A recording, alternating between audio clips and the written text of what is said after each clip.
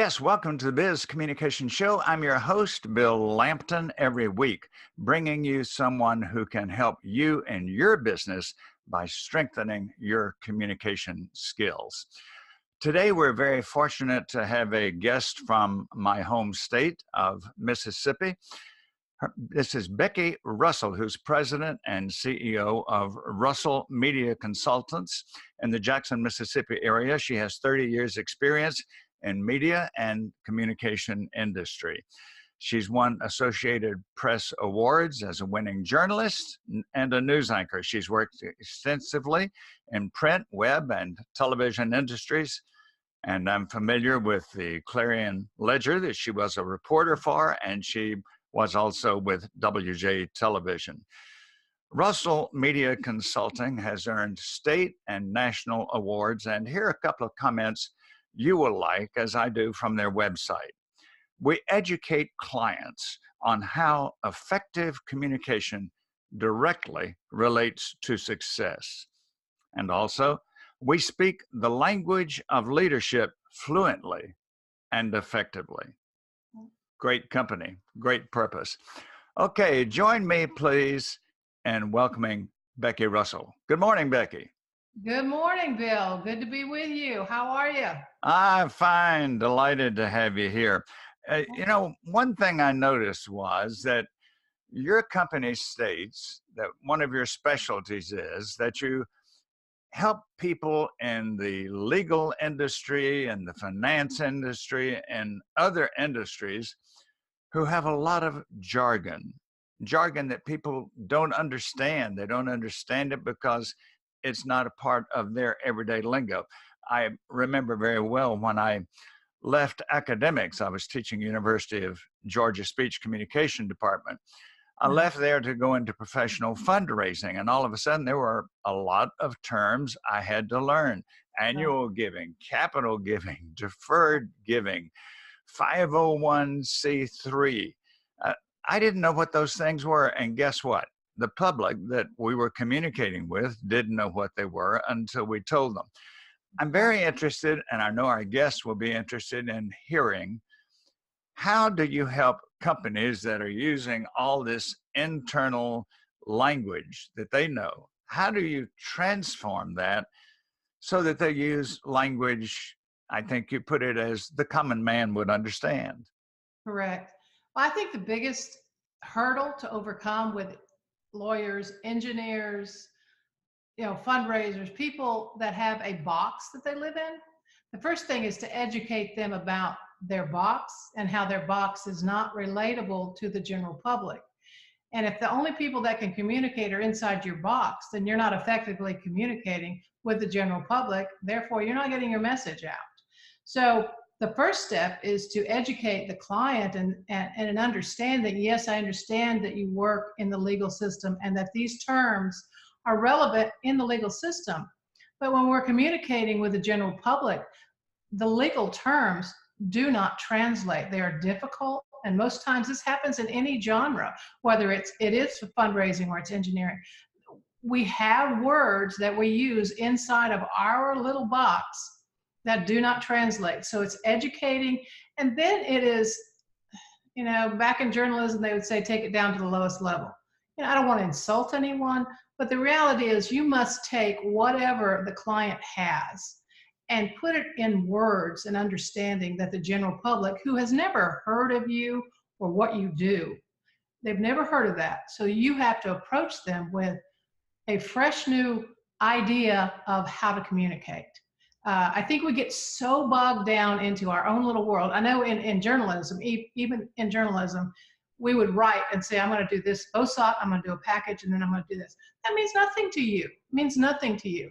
But if I were to translate that and say, I'm going to roll some tape, videotape of a person who's talking, and on top of that, they'll say something. It's just, what I'm saying is that there is a box, and everybody lives in their own little world because we only concentrate on where we're at. And it doesn't even have to be jargon that's a problem. I have clients that are they do the same thing every day that they assume that everybody knows what they do.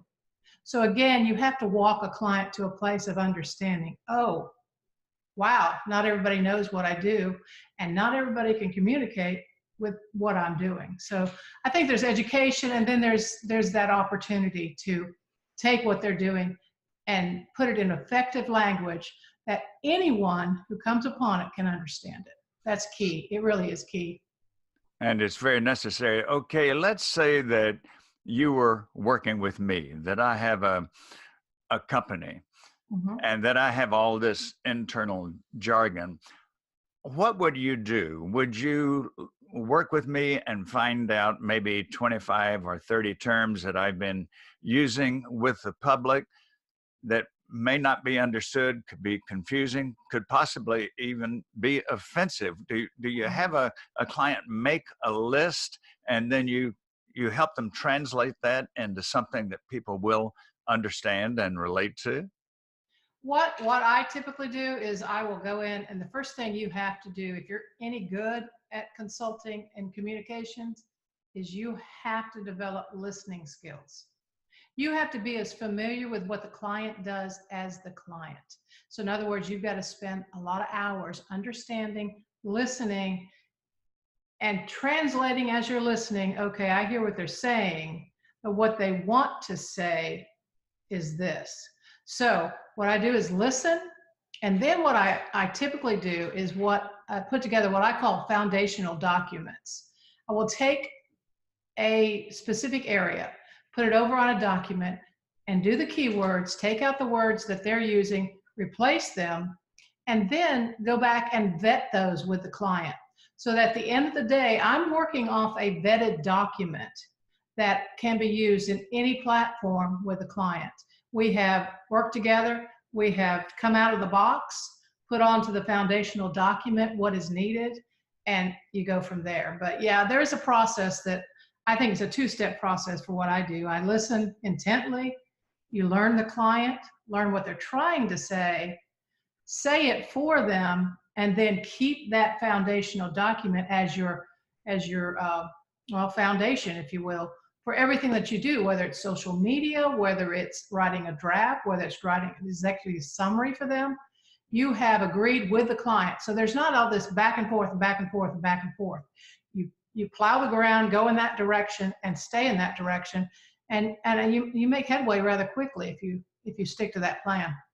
And all of a sudden, their clients and their prospects understand them. And I'm sure that you do this not only with the top echelon in a company, but that has to go throughout the company, either with you getting that document around, or are the CEO or managers doing it themselves? Exactly. What I do, if it has to go downstream, I will create what I call a Bible. And that Bible will entail all messages, how they should be scripted on social media. Not that I'm writing their social media verbatim for them, but I am giving the parameters of what should be said, what should not be said, the keywords that need to be used in any medium. So, because if you're SEO optimized or using Google or YouTube, you're putting all of those together, you have to have the keywords all coming together in a circle to make everything go forward. So I recommend putting everything in a structure that people can read in black and white, because you got to understand, maybe the executive had the conversation with me, understands completely what I'm talking about, understands the method. But once you go down about 4 layers, that gets lost in translation, literally.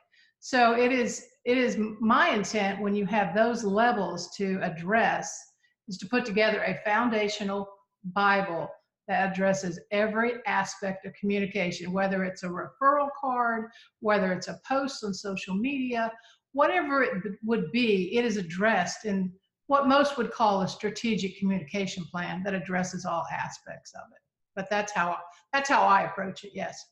Yes, and it has to get down to the sales staff. It has to get to the customer service staff. It has to get to the administrative group. It has to get to everybody.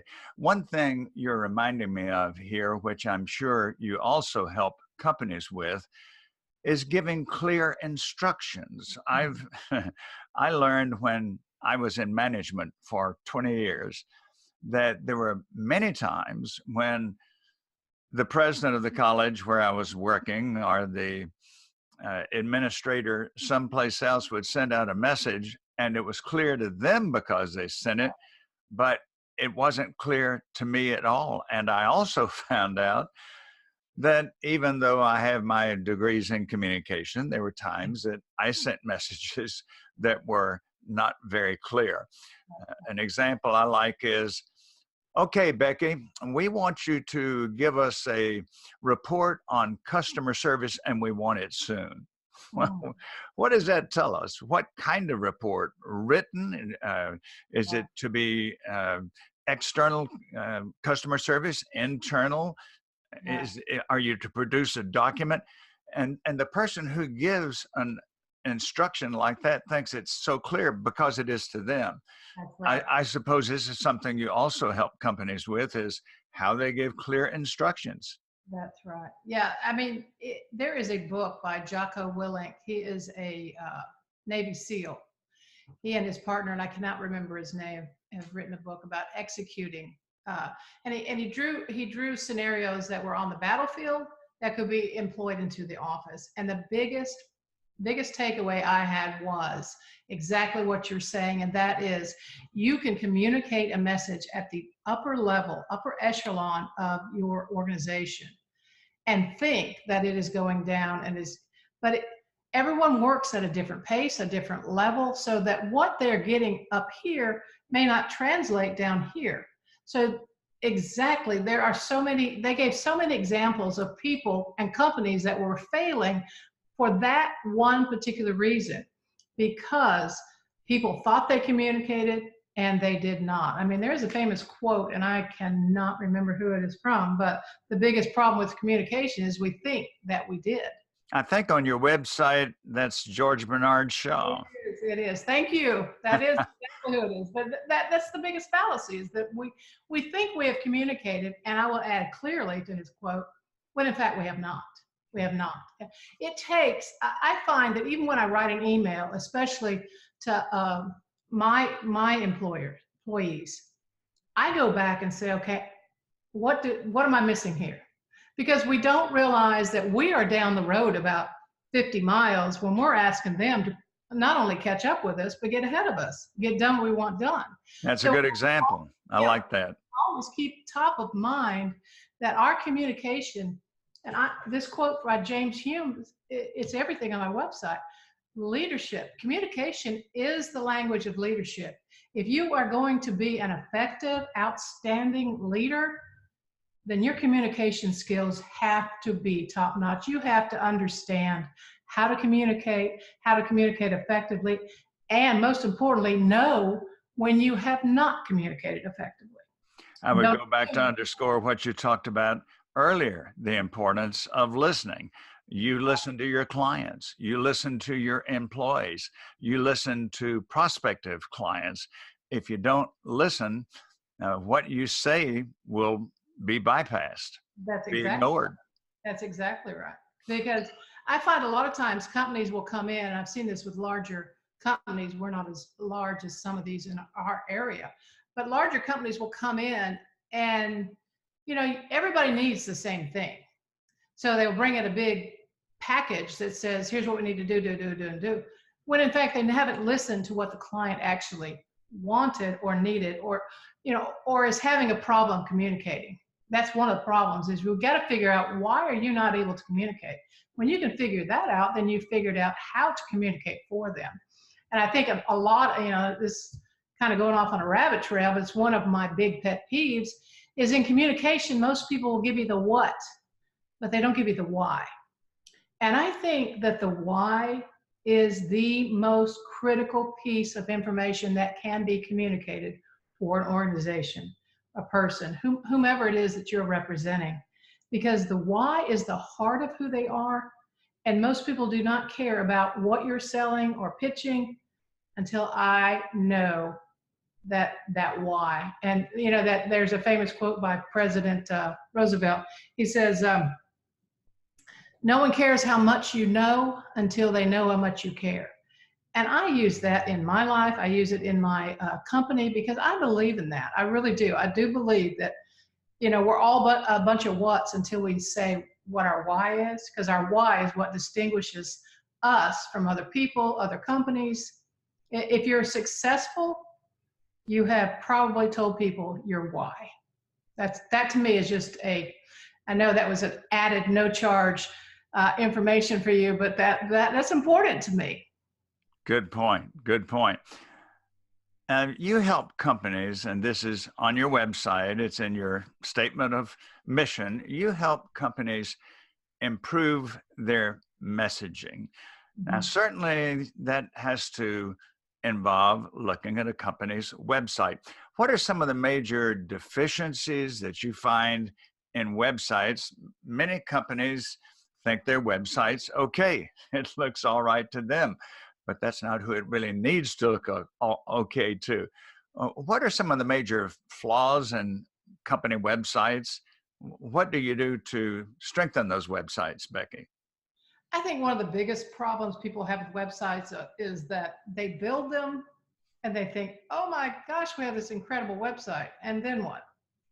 Do they do an active updating? Are they engaging on their website? Are they using what I use as a circle? Say your website is out in the middle of a field and it's beautiful and it's wonderful and you spend a lot of money on it, but you don't do anything to drive people to that website on a regular basis.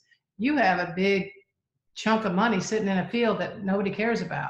If you don't engage on social media, you don't engage on YouTube, if you don't use the SEO optimization offers that are out there to get everything, it's everything working in a circle that points back to your website.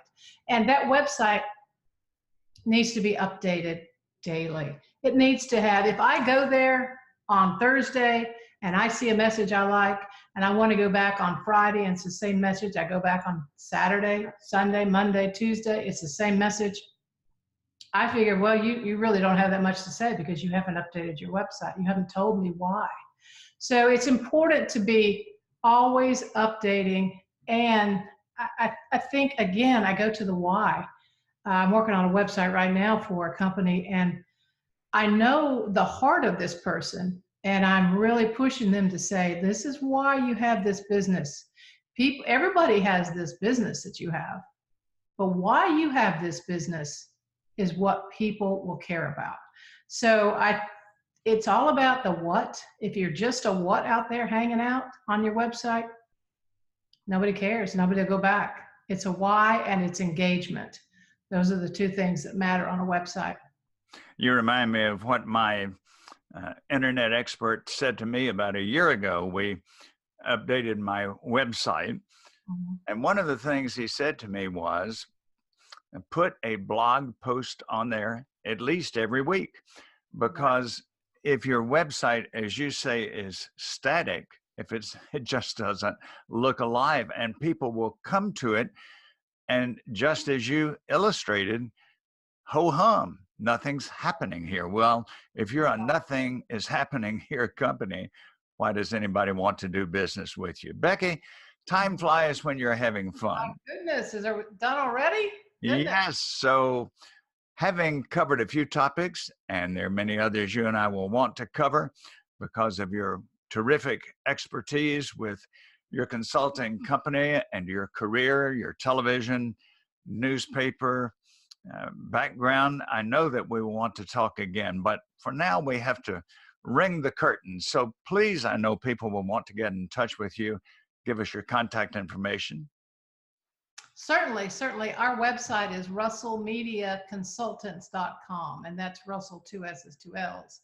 And then if you want to email me directly, it is Becky@russellmediaconsultants.com. But yeah, Bill, I would like to talk further about the current state of our journalism and where we are and where we've come from, because I think there are so many people that want to address those issues. And so, yeah, next time let's delve a little further into the journalism and the current state of journalism, I should say. Keep your calendar handy. We'll be scheduling a next time. And now that you've given your contact information, I'll share mine. Bill Lampton, the Biz Communication Guy. So logically, my website is biz, B-I-Z, bizcommunicationguy.com. I invite you to check the services that I provide for corporations and leaders. Sign up for my online newsletter. And of course, my contact information is on my website, bizcommunicationguy.com. Becky, thank you again. Any closing comments? No, I just appreciate that you understand that communication is more than just putting some words out there. There's so many people who think they can communicate. There's so many people who think that they can do public relations when in fact, they miss the mark. They just miss the mark. And effective communication is the language of leadership. And it is important in every aspect of our society, government, leadership, everywhere. We need leaders who can effectively communicate in order to lead every aspect of our society. And you and I try to help them do that, don't we? You got it. Again, thanks, Becky, and thanks to all of you who joined us on the video portion of this interview and on the podcast as well.